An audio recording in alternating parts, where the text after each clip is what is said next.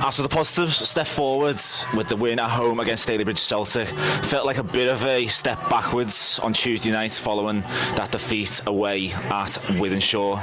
Bootle looked to put things right today as they welcome Widnes to the Berry Street Garage Stadium, and the team news is in, and it is the same team that lined up against Stalybridge Celtic. So James Cooper, who went off injured in that game, is fit enough to start today. Tony Thompson in goal as always, and that back five: Jay Roberts, Cooper, as I mentioned, Miley, Tom Hannigan, Annie Miley, Tom Hannigan, Sean Smith in defence, Sam Hughes, Jack Lenihan and Sean Williams in the midfield, and Connor Harwood, despite that red card on Tuesday, is eligible to play today, and he's alongside Courtney Duffus.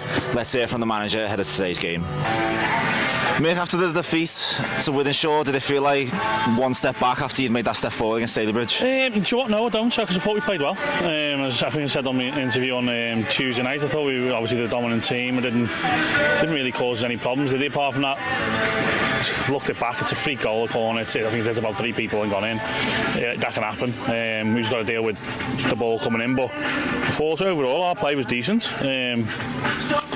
Obviously hindsight's a fine thing. If you don't get a red card, I think there's only one team that was going to win that game. I didn't think they were ever going to score, if I'm going to be honest. But look, you got to take your medicine sometimes, and I think that's just where we are at the moment.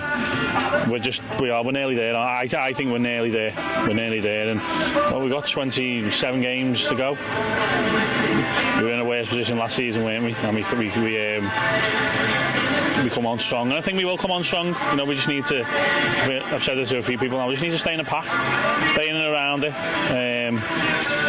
You start winning more games more consistently. So consistency, what we were driving for. Just as you said, it's not like major surgery is required. It is just waiting to click, isn't it? Yeah, today is the first time in 9 weeks we've had everybody available. Everybody that we have signed on that can start in our 11 today are available.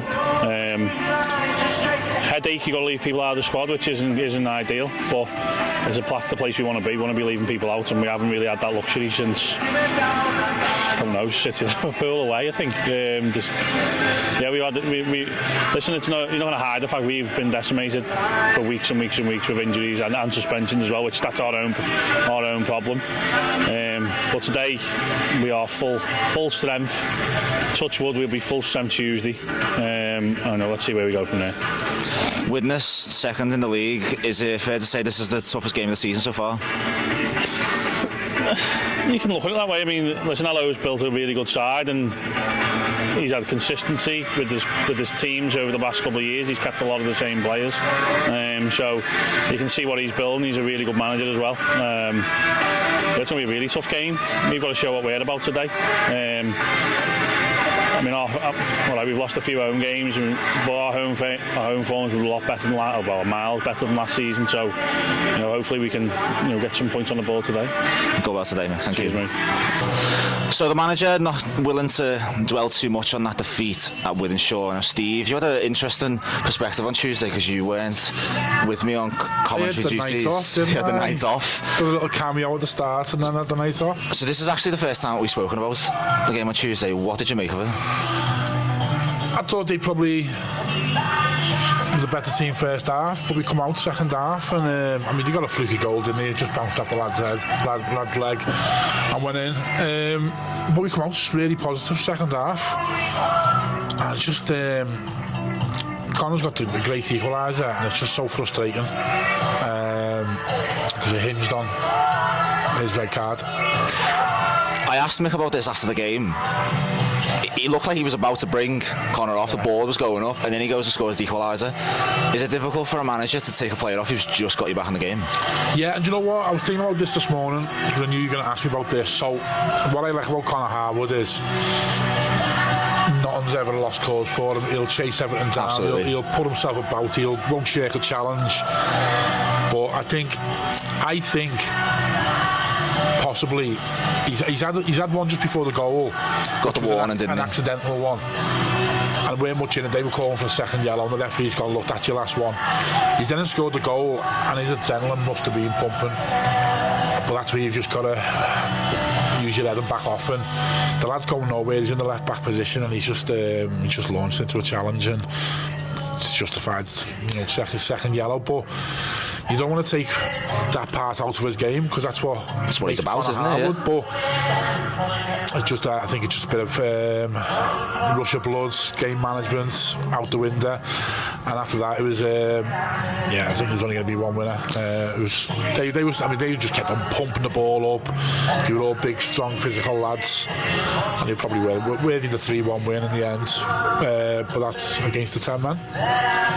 If Bootle don't go down to 10 men, do you think they go on to win the game? I think we had a chance. I think it was Lenihan went through, just hit at the keeper. We were looking at better teams. They looked like their heads had dropped a bit, and we were certainly on the front foot trying to get that second. And then in the space, I think it was 5 or 6 minutes, Connors launched into that tackle. But like I say, that's the side of the game you don't want to take away, because that makes Connor Howard. But I think he's just rush of blood to the head. Yeah, and you know what? He's big enough and bold enough to throw his hands up and say, look, I'm sure he did. And one thing I did notice just finally on that, when he did get the red card, he sprinted off the pitch to make sure that the game was restarted so that Bootle could continue playing.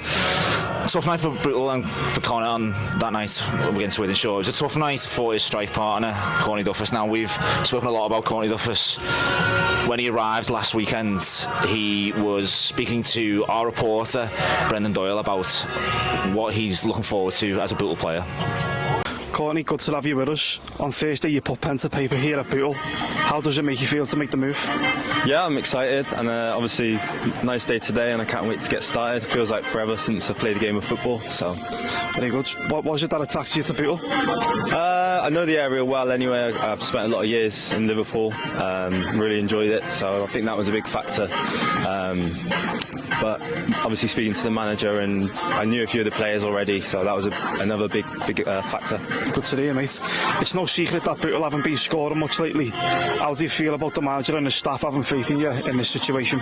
Yeah, obviously hopefully I can repay that faith and chip in with a few goals. And finally, what would it mean to score on your debut today and collect all 3 points? I think it would be huge relief for probably me and the fan base, the club. So hopefully that's what's going to happen today. Thank you for your time, Courtney. Right, Steve, this is the most pressing question I've got for you. Are you on TikTok at all? There might be a few random pseudo accounts. Put you on the spot there, didn't I? Yeah. No, the reason I ask, because, well, I'm on TikTok as well. I have no idea how to use it. I'll be totally honest. I'm down as Alan Partridge, Casey Ryback from Under Siege, Tony Zhangzhou as well, and a few other ones. That's just so out of context. Such an out of context joke. Yeah. Well, the reason I asked is because Bootle Football Club is finally on TikTok. Now, our man Freddie, who's staring at me waiting for this shout out, is doing some great work on TikTok, boosting our profile on that platform. You can follow it at Bootle FC, and here's a taster of what you can expect from Bootle TikTok.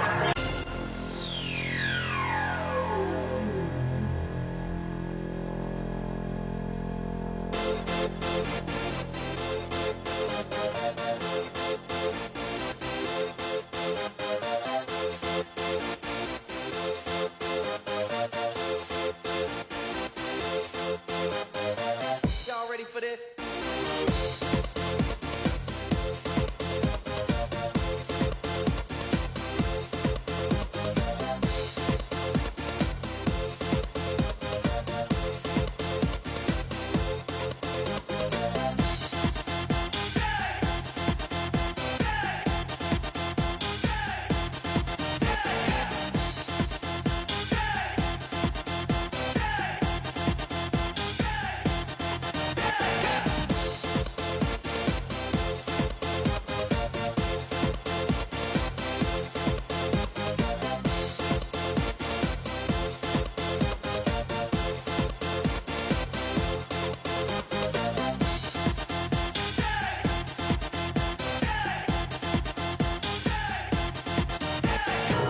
To today then, Widnes coming to the Bury Street Garage Stadium. Now I asked Mick this question. Widnes sitting second in the table.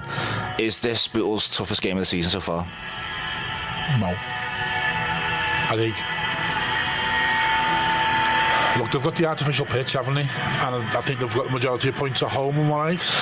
Just on that, so the difference in their home and away form is quite vast. So played 7 at home, won 5. Away, played 7, won 2. There you go. So you make a good point. I said it when we played City Liverpool. It's a strange artificial pitch. It looks like it's been rolled. We said that, didn't we? Yeah. Very, very like short, almost bald. Bald, yeah. It's like going back to the old days of when Luton and Oldham, they'd win all their own games, you know, they'd be on the plastic pitches, the old plastic, the ones where if you slid, you'd have to pick your skin up off it. I think, look, by all accounts, they're not travelling very well. The stats don't lie there, so they come here, but they might look at the surface and go, it's glorious, isn't it? We fancy this, you know what I mean? If they're used to playing football at home on the flat, there's no bubbles on them pitches, is there? Let's have it right. But yeah, look, they don't travel well. They've got the majority of points at home, but they're winning games at home. So you know, if you win all your own games and you pick up the other win away and a couple of draws, you're not going to be far off, are you? So look, it'll be a tough one, but I think like the Stalybridge would have been a tougher one.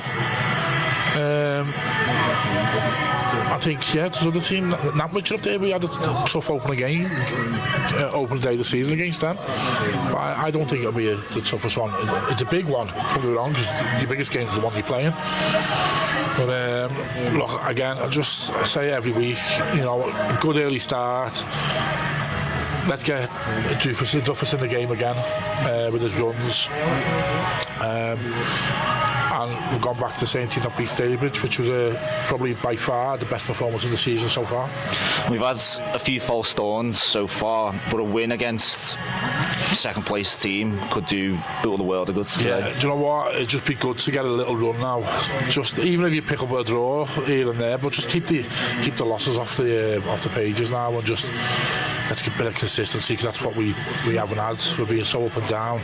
And I do put it down to injuries and whatever. Mick did say that. He said for the first time in 9 weeks, he's got options to pick We've seen from. players coming back the last couple of weeks, haven't we? And plus, obviously, them 5 away games were tough, weren't they? So, bit of normality now. Hopefully, we can just get a bit of a run going. But again, nice early goal today. Settle us down, and then let's hope for 5-5, 3 points in the bag, and cement that playoff place. Well, it's an evenly contested fixture in the last 2 seasons. 1 win apiece for both sides, and 2 draws. Last time out, Bootle got the victory here at the Bury Street Garage Stadium, so we'll gladly take a repeat of that 2-1 win from last season. Final notes from the club today. The people of Liverpool were shocked by the news that Zoe's Place baby hospice was threatened with closure due to the current financial climate. Now, the city has started to rally round. There's been various events going on in the city, and here at the Bury Street Garage Stadium tomorrow, Sunday the 27th of October, there's a charity match that's been organised by Intempora Sports, and it's a 1 o'clock kick-off here at the stadium. Now, if you want to get down here and make your contribution to saving Zoe's Place, visit Intempora Sports on Instagram to find out details on how you can get your tickets and contribute to what's likely to be a wonderful day for Zoe's Place. Do we know who's playing in that? I'm a bit too old and not online to know any of the players. I haven't got the list in my hand, but I was just been having a debrief with Freddie about some of the players, and I have no idea who any of them are. But you know, they give up their time, they give up their Sunday to play in a match for a worthy cause. So all power to them, and all power to everyone who gets down to the Bury Street Garage Stadium.